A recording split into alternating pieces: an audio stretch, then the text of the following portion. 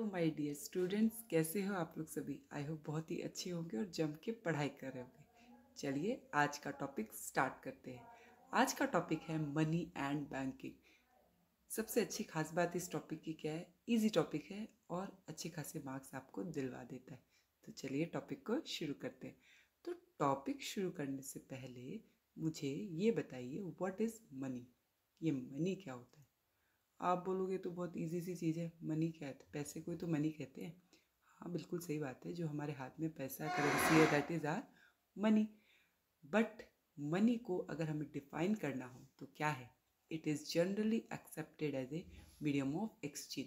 वो सब चीज़ जिसको हम easily medium of exchange accept करते हैं उसको हम क्या कहते हैं, मनी कहते हैं। जैसे अगर आप बात करेंगे आज से बहुत साल पहले, अगर पुराने टाइम में बात करेंगे तो ये करेंसी वगैरह नहीं थी। उस टाइम मनी क्या था कि कॉमोडिटी को कॉमोडिटी के साथ एक्सचेंज किया जाता था, वही हमारा मनी कहलाता था।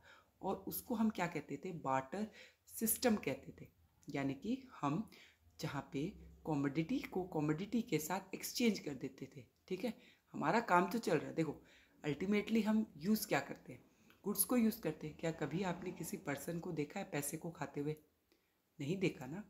तो जिसमें हम गुड्स को गुड्स के साथ एक्सचेंज कर देते थे। ठीक है, तो मनी क्या है, जो भी चीज़ हम as a medium of exchange, जो हम मीडियम है हमारी गुड्स को एक्सचेंज करने में, वो हमें क्या कहलाता है, वो हमारा क्या कहलाता है, मनी कहलाता है। और पुराने टाइम में क्या चलता था, बार्टर सिस्टम चलता था।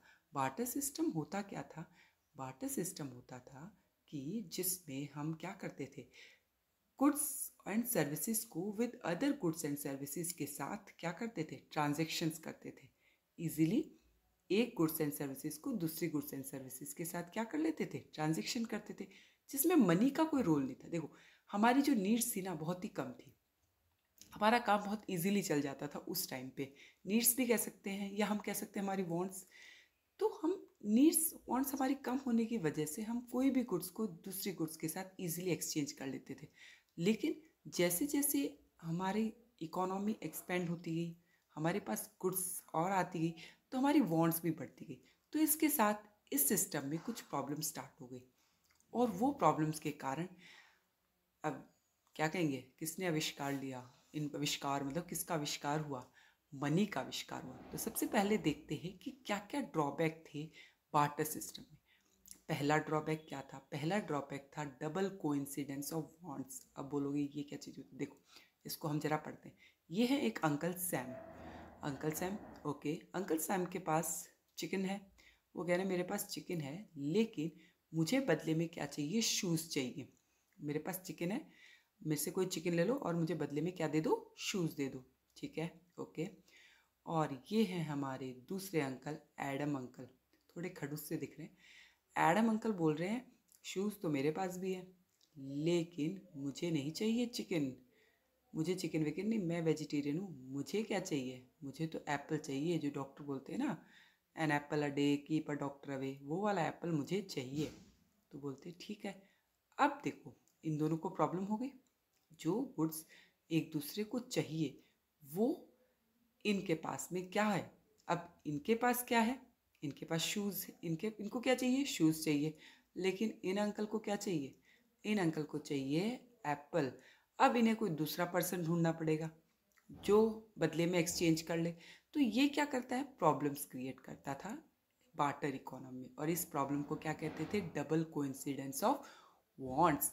तो क्या करना है, जब बोथ पार्टी एक सक्सेसफुल एक्सचेंज के लिए दोनों पार्टीज के पास क्या होना चाहिए, जो एक दूसरे को चाहिए वो गुड्स होनी जरूरी होती थी। और ऐसा हो पाना थोड़ा सा मुश्किल हो जाता था, जिसके कारण थोड़ा सा ट्रेड भी हमारा लिमिटेड हो जाता था और गुड्स सक्सेसफुली एक्सचेंज नहीं हो पाती थी।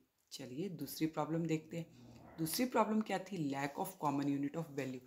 कि कोई कॉमन यूनिट ऑफ वैल्यू नहीं थी, कि कोई स्टैंडर्ड यूनिट नहीं था वैल्यू, किसी भी गुड्स को किसी भी गुड्स के साथ एक्सचेंज कर लेते। जैसे आप इमेजिन करो एक गॉट को एक एप्पल के साथ एक्सचेंज करें। अब गॉट और एप्पल, आप कहोगे ये क्या कॉम्बिनेशन है, ये तो कोई कॉम्बिनेशन नहीं हुआ। तो ये एक इश्यूज थे कि कोई कॉमन यूनिट ऑफ वैल्यू नहीं थी। और उसके पीछे रीज़न भी था कि हम गुड्स को गुड्स के साथ एक्सचेंज, कि तेरे पास ये है मेरे पास ये है, ला आपस में एक्सचेंज कर लेते। ये एक सिस्टम हम लोग यूज़ कर रहे थे। थर्ड प्रॉब्लम क्या थी, difficulty of storage of value and transfer of value. अब देखो, इमेजिन करो कि मनी नहीं है और आप वही बार्टर इकोनॉमी, अगर आपको स्टोर करके रखना है तो क्या स्टोर करोगे? गुड्स को स्टोर करके रखोगे ना। अब गुड्स को स्टोर करना कितना मुश्किल हो जाएगा, हमें स्पेस भी चाहिए, प्लस कुछ गुड्स हमारी ऐसी भी होती है, कैसी? प्रेशेबल गुड्स। अब प्रेशेबल गुड्स क्या होती है? ख़राब हो जाती है। क्या आप इनको काफ़ी टाइम तक स्टोर करके रख सकते हो? दूसरा, क्या आप हर चीज़ को ट्रांसफ़र कर सकते हो? जैसे मनी है उसको आप इजीली ट्रांसफ़र कर सकते हो, लेकिन क्या आप हर गुड्स को ट्रांसफ़र कर सकते हो? जैसे कि क्या आप घर को ट्रांसफ़र कर सकते हो? नहीं कर सकते ना। लेकिन मनी की मदद से कर सकते थे, घर बेचा, दूसरी जगह घर ले लिया, हो गया ट्रांसफ़र ऑफ वैल्यू। लेकिन बार्टर इकोनॉमी में ऐसा हो पाना मुश्किल हो पाता था। ठीक है। डिफ़िकल्टी ऑफ फ्यूचर पेमेंट और कॉन्ट्रेक्चुअल पेमेंट, दूसरी एक प्रॉब्लम थी कि कुछ पेमेंट्स ऐसी हो, जैसे उधार ले लिया किसी ने, अब वो पेमेंट फ्यूचर में करनी है। अब बार्टर इकोनॉमी में क्या उधार लोगे आप? जो पैसे गुड्स है वही उधार लोगे ना।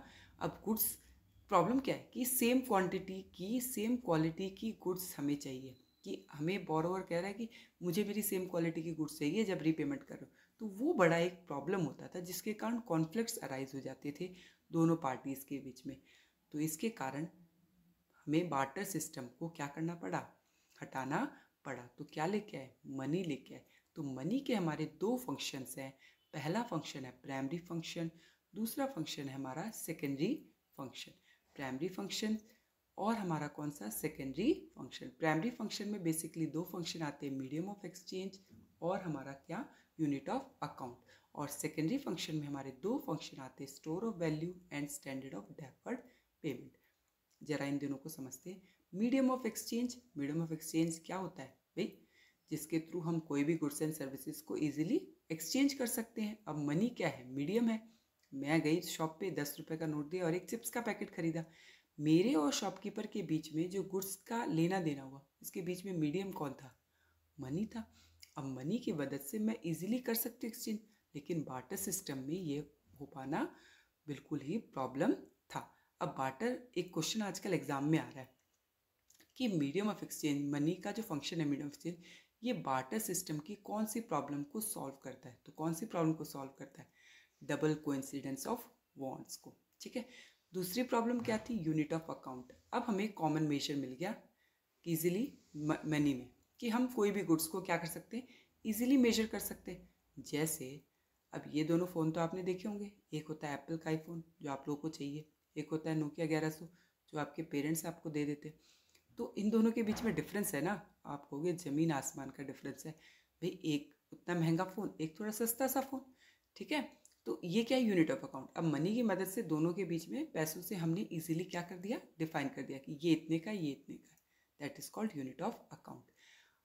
दूसरा हमारा फंक्शन है store of value. Store of value कि अब हम मनी को इजीली स्टोर करके रख सकते हैं, कोई प्रॉब्लम ही नहीं, कितना भी पैसा दे दो हम इजीली क्या कर सकते हैं? स्टोर करके रख सकते हैं। जैसे हमारे नेता लोग हैं, उनके पास इतना इतना पैसा मिलता है, किसकी मदद से? मनी है ना, क्योंकि मनी को आप कितना भी स्टोर करके रख सकते हो, वो ख़राब नहीं होगी। ठीक है।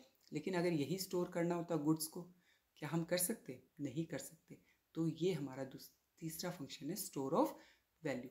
Standard of deferred payment. Deferred payment वही जो हम कॉन्ट्रेक्चुअल पेमेंट की बात कर रहे थे, कि जो पेमेंट हम फ्यूचर में करते हैं, अब मनी की मदद से हम इजीली कर सकते हैं, कोई प्रॉब्लम नहीं है। हमें रेट ऑफ इंटरेस्ट पे कर देंगे, वही मनी वापस कर दिया। मान लो 1 लाख रुपये बोरो किया तो 1 लाख रुपये 6 मंथ के बाद वापस कर दिया, प्लस रेट ऑफ इंटरेस्ट दे दिया, कोई झंझट नहीं, कुछ नहीं, आराम से हमारा काम इजीली हो जाता था। तो ये थे कुछ फंक्शंस ऑफ मनी। पहले दो फंक्शन कौन से? Primary, medium of exchange, measurement of value, कौन से फंक्शन है? प्राइमरी फंक्शन है। Store of value and standard of deferred payments कौन से फंक्शन है? सेकेंडरी फंक्शन है। कई बार एमसीक्यू में ये क्वेश्चंस भी आ जाता है कि medium of exchange, measurement of value, money के कौन से फंक्शन है? Primary function.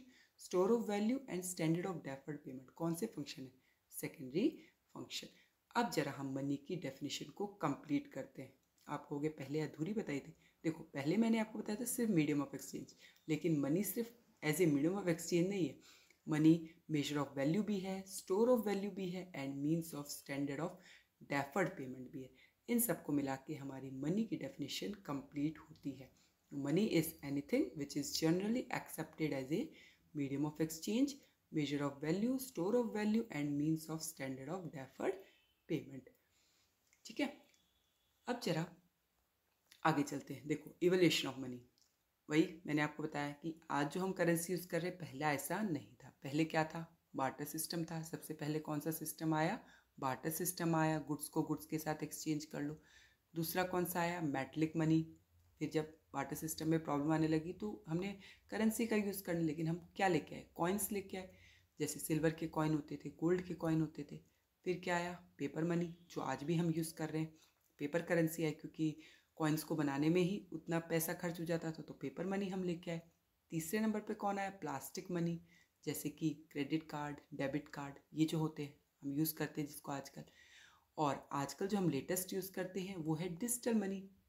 सुना है ना, वो फ़ोन पे करो, गूगल पे करो, तो वो चीज़ें क्या है, ये आजकल डिजिटल मनी है। पॉकेट में चाहे पैसा हो ना हो, हम इजीली जाके शॉपिंग करके आ सकते हैं। वो कौन सा मनी आता है, हमारा डिजिटल मनी, और इसको हम इलेक्ट्रॉनिक मनी भी बोलते हैं। तो ये थे हमारे। अब जरा हम देखते हैं क्लासिफिकेशन ऑफ मनी। हम मनी को 4 तरीके से क्लासीफाई करते हैं। फर्स्ट है फिएट मनी, सेकंड है हमारा क्रेडिट मनी, थर्ड है हमारा फिडुशियरी मनी, और फोर्थ है हमारा फुल बॉडीड मनी। जरा देखते हैं क्या होता है। पहला फिएट मनी। देखो, मनी जिसको गवर्नमेंट ने गारंटी कर दिया as a legal tender money. Legal tender जिसको गवर्नमेंट ने कह दिया कि ये मनी ही चलेगा, ये मनी ही लीगल है आपकी हमारी इकोनॉमी में, तो उसको हम क्या कहते हैं, लीगल टेंडर मनी। आप बोलोगे यानी कि जो हमारे पास करेंसी है वो फिएट मनी है, बिल्कुल सही कहा। जो आपके हाथ में करेंसी है वो कौन सी मनी है, फिएट मनी है। तो फिएट मनी क्या होती है, जो गवर्नमेंट ने गारंटी कर दी as a legal tender money, इसको हम कहते हैं फिएट मनी। दूसरा होता है फिडुशियरी मनी। फिडुशियरी मनी जैसे कई बार हम कुछ पेमेंट चेक के थ्रू भी कर देते हैं, तो ऐसे मनी को हम क्या कहते हैं, फिडुशियरी मनी कहते हैं। लेकिन ये कब हो पाता है, जब दोनों के बीच में, पेयर और पे, दोनों के बीच में अगर ट्रस्ट है तभी वो पैसा पे हो पाता है। इसको हम क्या कहते हैं, फिडुशियरी मनी। थर्ड होती है क्रेडिट मनी। अब देखो, दो वर्ड्स को समझना, एक होता है मनी वैल्यू, एक होता है कमोडिटी वैल्यू। मनी वैल्यू कैसे, कि जैसे 500 रुपीज़ का नोट है, उसका मनी वैल्यू क्या है, 500, क्योंकि हम 500 रुपीज़ जितनी गुड्स खरीद सकते हैं। कमोडिटी वैल्यू क्या है, उसको बनाने में कितना पैसा खर्च हुआ, बनाने में भी तो पैसा खर्च होता है ना। अभी पेपर लिया, उस पर इंक यूज़ हुई, मशीन, प्रिंटिंग, ये पैसा जो खर्च हुआ, इसको हम कहेंगे कमोडिटी वैल्यू। अब 500 रुपीज़ क्या है, एक क्रेडिट मनी, क्योंकि उसको बनाने में पैसा कम खर्च हुआ है और उसकी मनी वैल्यू क्या है, ज़्यादा है। ऐसी मनी को हम क्या कहते हैं, क्रेडिट मनी कहते हैं। तो जिसका मनी वैल्यू ज़्यादा हो और कमोडिटी वैल्यू कम हो, उसको क्या कहा जाता है, क्रेडिट मनी कहा जाता है। नेक्स्ट है हमारा full bodied money. Full bodied money क्या, जिसका कमोडिटी वैल्यू और मनी वैल्यू दोनों सेम हो, मतलब 1 रुपये का कॉइन, उसको बनाने में भी उसका जो मनी वैल्यू है, हम ये कहेंगे उसका जो कमोडिटी वैल्यू है उसमें उतना ही है जितना उसका मनी वैल्यू है, उसको हम क्या कहते हैं, फुल बॉडीड मनी। क्लियर है। तो ये थे हमारे क्लासिफिकेशन ऑफ मनी। अब जब इतना सब कुछ समझ में आया तो जरा कुछ क्वेश्चंस के जवाब जरा देते जाओ। क्वेश्चंस क्या है, जैसे first question, legal tender law enforce the acceptance of money as a means of payment. The function of money is related to its role as a, ये कौन से फंक्शंस को बता रहा है, स्टोर ऑफ वैल्यू को, मीडियम ऑफ एक्सचेंज को, standard of deferred payment, या यूनिट ऑफ अकाउंट। तो आपने सोच लिया होगा और क्वेश्चन को ध्यान से पढ़ भी लिया होगा। तो इसका आंसर क्या है, मीडियम ऑफ एक्सचेंज। चलिए दूसरे क्वेश्चन पे चलते हैं। दूसरा क्वेश्चन क्या है, which of the following best describe the function of money as a medium of exchange. इनमें से कौन सा ऐसा है जो मीडियम ऑफ एक्सचेंज को बेस्ट डिस्क्राइब कर रहा है। First, money serves as a store of value. Money facilitates the exchange of goods and services. Third, money acts as a standard of deferred payment. Fourth, money measure the value of goods and services. तो I hope आपने answer सोच लिया होगा।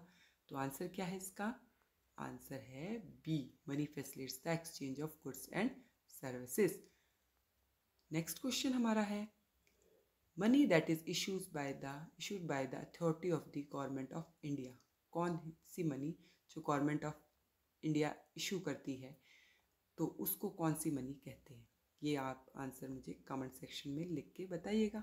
Okay, thank you so much. आपने video देखा और video अच्छा लगा तो प्लीज़ शेयर तो ज़रूरी कर दिया करो। Thank you.